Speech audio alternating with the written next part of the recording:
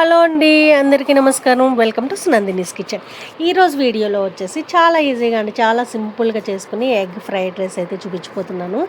దీనికోసం ముందుగా ఒక టేబుల్ స్పూన్ నూనె వేసుకుని, అలానే ఆవాలు, జీలకర్ర, అలానే ఒక ఉల్లిపాయ చిన్నగా కట్ చేసింది వేసుకుని మంచిగా ఫ్రై చేసుకోవాలి. దాని తర్వాత 3 గుడ్లు కొట్టి వేసుకుందాం. వేసుకున్న తర్వాత మనం ఉప్పు, కారం, పసుపు, ఉప్పు, కారం వేసుకుని కలుపుకుందాం. ఒక నిమిషం పాటు ఇలా ఉంచుకుని కలుపుదాం. కలిపేటప్పుడు మెయిన్ బాగా కలపాలి, లేకపోతే ఉప్పు కారం ఒక చేటే ఉంటుంది, ఇంకా కలవదు. అప్పుడు ఒక చేత కారం ఉంటుంది, ఒక చేత సప్పగా ఉంటుంది. అదే సరే, మంచిగా కలుపు. మరి అయితే నువ్వే కలపాలి. మరి నువ్వే కదా కలిపింది, మన అన్నంటున్నాం. సరే, ఇప్పుడు రైస్ మనము వేడిగా ఉన్నది కదా, దాన్ని ఒక ప్లేట్లోకి తీసుకుని చల్లారి పెట్టుకుందామా?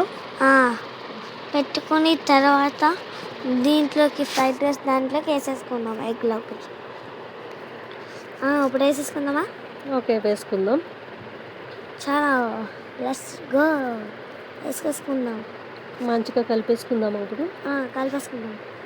కొంచెం సేపు స్టవ్ ఆఫ్ చేసి కలుపుతున్నాం. ఆన్ చేస్తా. కలిపే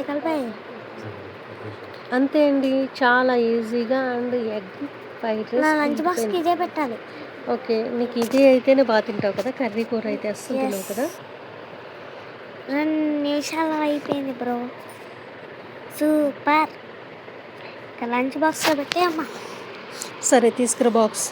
ఓకే, సూపర్ ఉంది. ఈ వీడియో కనుక నచ్చితే లైక్ అండ్ సబ్స్క్రైబ్ చేసుకోవటం మర్చిపోకండి. కానీ ఫ్రైడ్ రైస్ మాత్రం సూపర్ ఉంది.